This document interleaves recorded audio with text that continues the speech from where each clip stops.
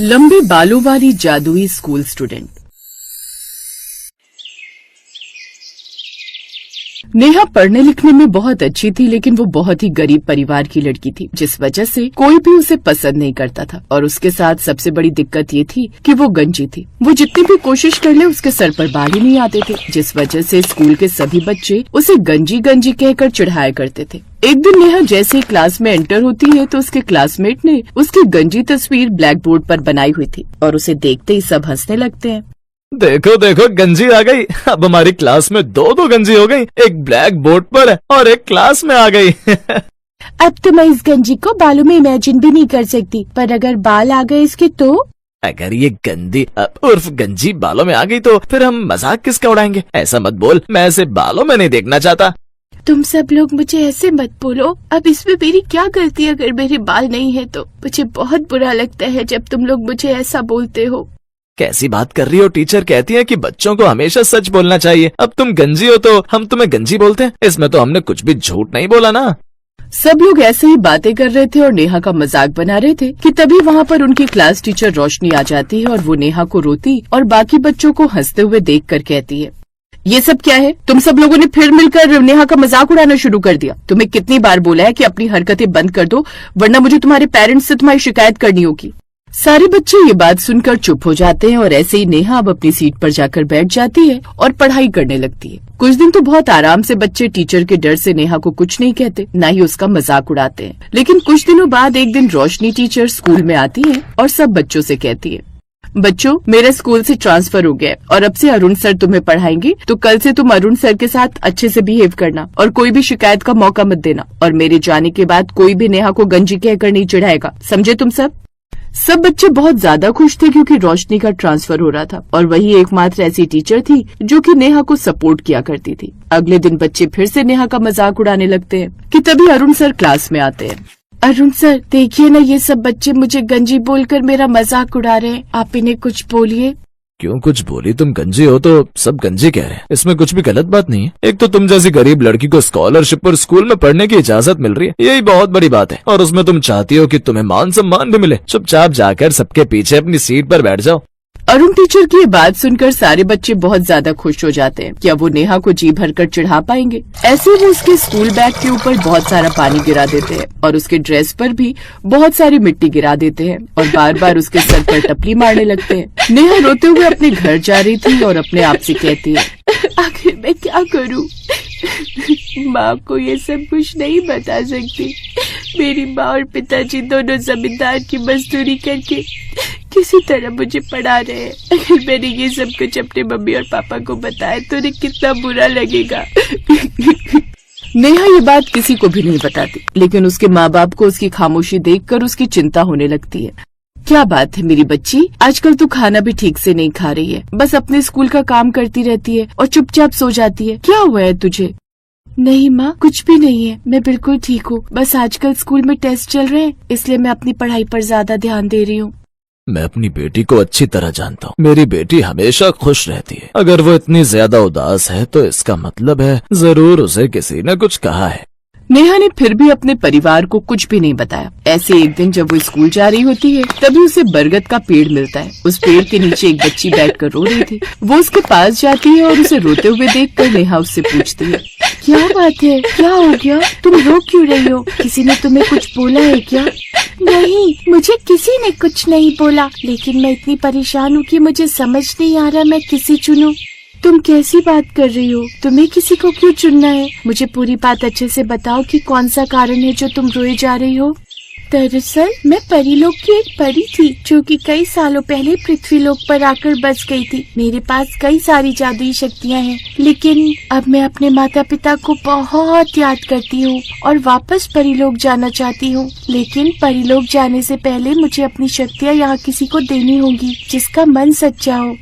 तुम मुझसे मजाक कर रही हो, है ना? मैं गंजी हूँ इसलिए सब मेरा मजाक उड़ाते हैं और तुम भी मेरा मजाक उड़ा रही हो। जादू जैसी कोई चीज नहीं होती। अगर तुम्हारे पास जादुई शक्तियाँ होती तो तुम सबसे पहले क्या करती? मेरे सर पर बाल नहीं है, इसलिए स्कूल के सभी बच्चे मुझे गंजी बोलकर चिढ़ाते हैं। अच्छा, तो तुम उन्हें अच्छा सबक सिखाती, उनके साथ मारपीट करती और उन्हें भी गंजा बना देती, है ना? नहीं, माँ कहती है हमें कभी भी किसी के साथ में कुछ भी बुरा नहीं करना चाहिए, इसलिए मैं ऐसा कुछ नहीं करती। मैं अपनी शक्तियों से अपने बाल ले आती और उसके बाद में स्कूल के बच्चे मुझे कभी भी नहीं चिढ़ाते और मैं अपने मम्मी पापा की मदद करती। नेहा ने जैसे ये जवाब दिया, उस नन्ही बच्ची के हाथों की हथेलियां चमकने लगती हैं। ये देखकर नेहा भी हैरान हो जाती है और पूछती है, ये सब कुछ क्या हो रहा है? तुम्हारी हाथों की हथेली चमक क्यों रही है? क्योंकि तुम्हारा जवाब सुनकर मुझे पता चल गया है कि आखिर मुझे किसे चुनना है। तुम ही वो लड़की हो जिसे मैं अपनी जादुई शक्तियाँ देकर परिलोक जा सकती हूँ। इसके बाद वो बच्ची अपने दोनों हथेली आगे करती है और नेहा भी अपनी हथेलियों को आगे कर लेती है, जिसके बाद एक चमकती हुई रोशनी उठती है और दोनों बच्चे हवा में उड़ने लगती हैं और उसके बाद वो नन्ही जादुई बच्ची आसमान में उड़ जाती है। तो वहीं नेहा के लंबे घने बाल आ जाते हैं और उसके पास बहुत सारी जादुई शक्ति आ जाती है और वो हैरान होते हुए कहती है, अरे बाप रे, ये सब कैसे हो सकता है? मेरे सर पर इतने घने और लंबे बाल कैसे आ गए? काश मेरे पास कोई शीशा होता तो मैं खुद को देख पाती। नेहा ने जैसे ये कहा तभी उसके हाथ में शीशा आ जाता है और उसके बाद वो जैसे ही खुद को देखती है तो खुश हो जाती है और उसके बाद खुद से कहती है, मैं कितनी सुंदर लग रही हूँ। अब स्कूल के बच्चे मुझे गंजी कहकर मेरा मजाक नहीं उड़ाएंगे, लेकिन मैं किसी को भी जादुई बच्ची के बारे में नहीं बताऊंगी। नेहा घर जाती है। उसके माँ बाप जब उसके लंबे घने बाल देखते हैं तो बहुत ज्यादा खुश हो जाते हैं और कहते हैं, मैं ये नहीं जानती कि मेरी बच्ची नेहा तेरे पास इतने लंबे घने बाल कैसे आ गए, लेकिन मैं बस ये चाहती हूँ कि तू हमेशा खुश रहे और तेरी खुशियों को किसी की नजर ना लगे। बहुत दिनों के बाद अपनी बच्ची को खुश देख रहा हूँ, मेरे लिए यही बहुत बड़ी बात है। इसके बाद नेहा अपने यहाँ स्कूल जाती है और उसके बाद में स्कूल के बच्चे उसे देखकर हैरान हो जाते हैं और मुन्ना कहता है, अरे वाह नेहा, तू कितनी सुंदर लग रही है और तेरे बाल कितने लंबे और घने हैं। अरे मुन्ना, जरा इसके बाल खींच कर दे। मुझे तो लगता है ये नकली बालों को लगा कर आई है, वरना एक रात में इतने बड़े बाल कैसे हो सकते हैं? सब बच्चे मिलकर नेहा के बाल खींचने लगते हैं, जिसके बाद अब नेहा अपनी शक्तियों से उन्हें पीछे की तरफ धक्का दे देती है तो सारे बच्चे दूर जा गिरते हैं, जिसके बाद सारे बच्चे भी ये देखकर हैरान हो जाते हैं और उसके बाद वो नेहा से डरने लगते हैं। अब नेहा स्कूल से वापस आते हुए वहीं बरगद के पेड़ के नीचे बैठ जाती है और रोने लगती है। तभी वो बच्ची वापस जमीन पर आती है और कहती है, अरे नेहा, तुम तो बहुत सुंदर लग रही हो। तुम्हारे पास में मेरी सारी जादुई शक्तियाँ भी है, फिर तुम अब क्यों रो रही हो? मुझे उन बच्चों ने हमेशा परेशान किया, लेकिन आज मेरी जादुई शक्तियों की वजह से उन सबको चोट लगी है। मुझे अपने ये जादुई लंबे बाल बहुत अच्छे लगे, लेकिन मैं नहीं चाहती कि मेरे पास जादुई शक्तियाँ हो। मैं भी एक आम लड़की बनकर रहना चाहती हूँ, क्योंकि जिस तरह हर किसी को गुस्सा आता है ऐसे मुझे भी आता है, लेकिन मैं नहीं चाहती कि मैं और बच्चों की तरह गुस्सा आने पर उनके साथ कुछ भी बुरा करूँ। ये बात सुनकर वो बच्ची खुश हो जाती है, जिसके बाद में अब वो अपनी जादुई शक्तियाँ वापस लेकर चली जाती है, लेकिन नेहा को उसके लंबे काले बाल देकर चली जाती है। इस तरह जादुई लंबे बालों वाले स्कूल स्टूडेंट अब बिना जादू के अपने लंबे बालों के साथ खुश रहती है, क्योंकि वो ये बात अच्छे से समझती थी कि जादुई शक्तियाँ हमेशा फायदा करती है, लेकिन कभी कभी नुकसान भी पहुँचा सकती है।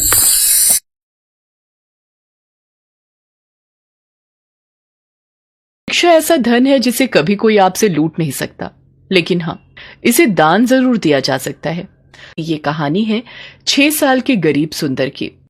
बाबा, मैं तैयार हो गया, चलो चलें। रुक बेटा, मैं नहा तो लूं, बस अभी आया मैं। सुंदर, ले, जब तक बाबा नहा कर आ रहे हैं तू ये रोटी खा ले। ले, आज तो रोटी के साथ प्याज भी है खाने को। अच्छा लाओ माँ। माँ, मैं जल्दी वापस आ जाऊंगा, लौटकर मुझे पढ़ाई करनी है। तू जा ही क्यों रहा है? तेरे बाबा ने कब कहा तुझसे कि तू उनके साथ फल सब्जी बेचने चले? पर माँ, ठेला बहुत भारी हो जाता है, बाबा थक जाते होंगे, इसीलिए मैं उनकी मदद करने जाता हूँ। और वैसे भी माँ, मैं तो फल सब्जी बेचते बेचते भी पढ़ाई कर लेता हूँ।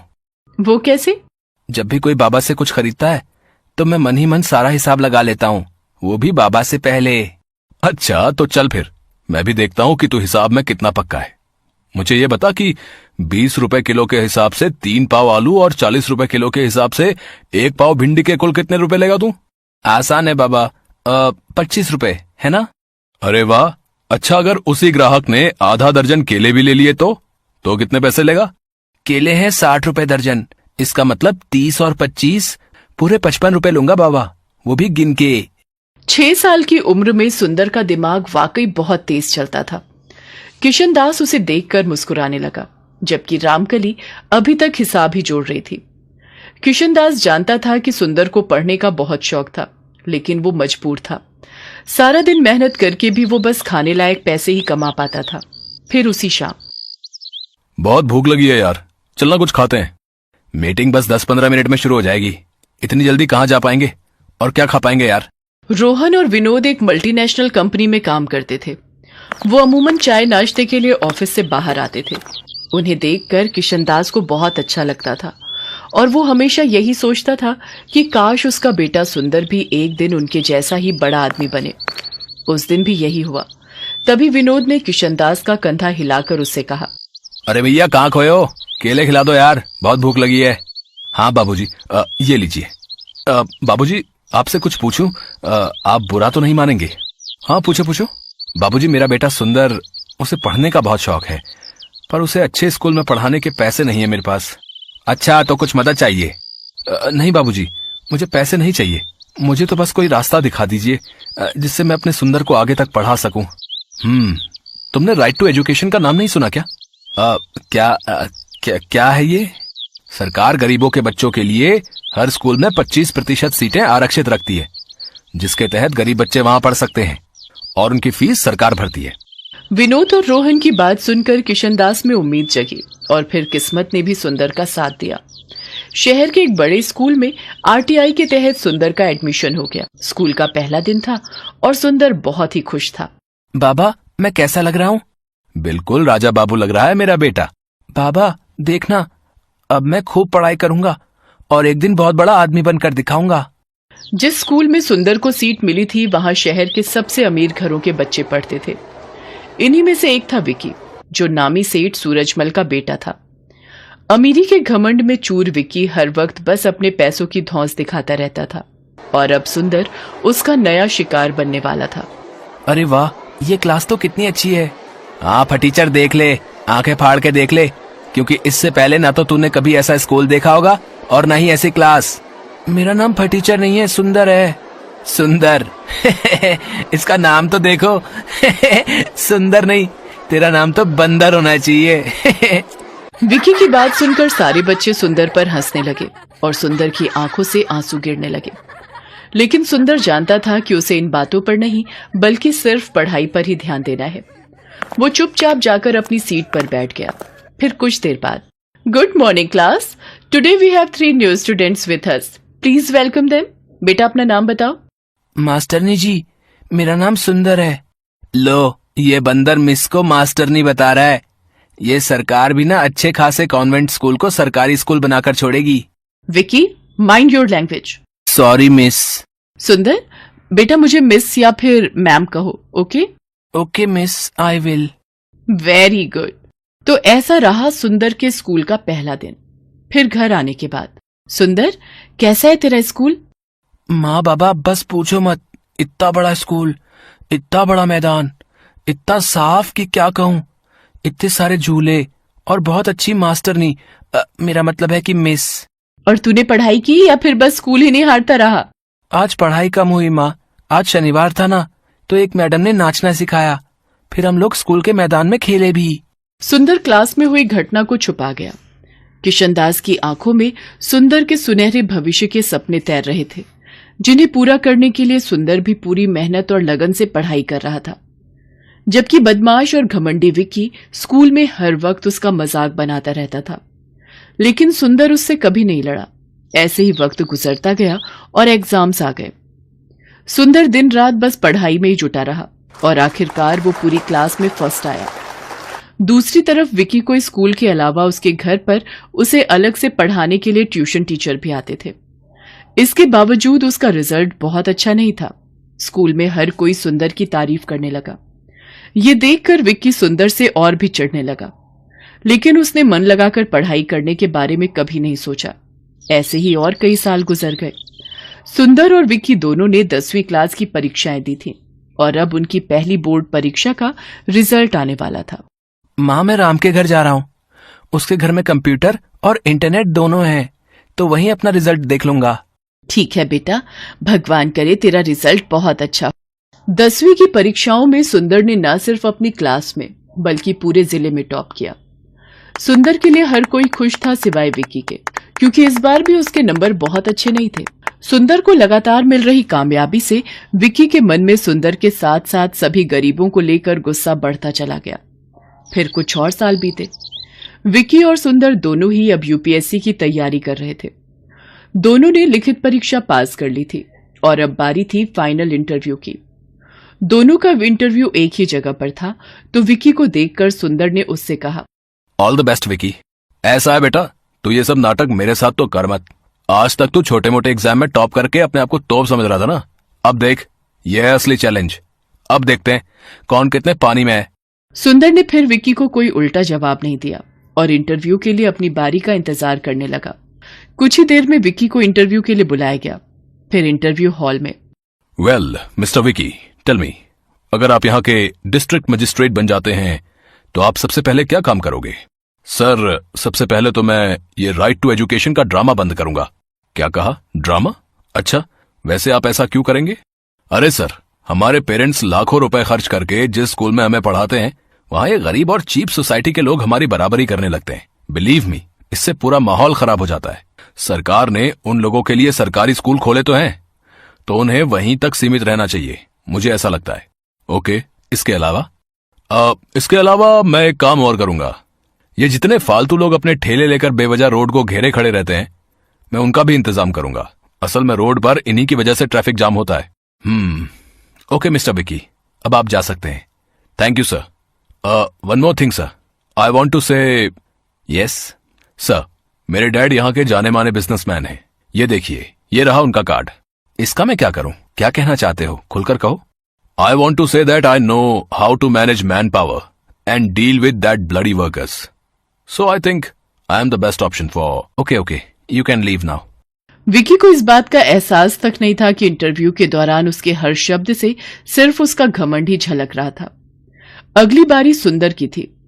इंटरव्यूअर ने उससे भी वही सवाल पूछा जो विक्की से पूछा था।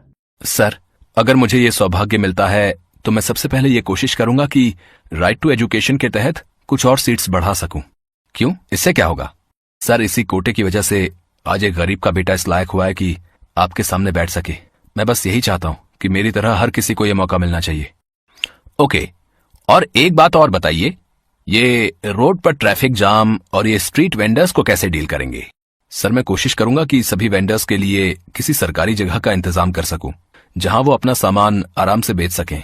अच्छा, तो आप सरकारी जमीन मुफ्त में बांटोगे?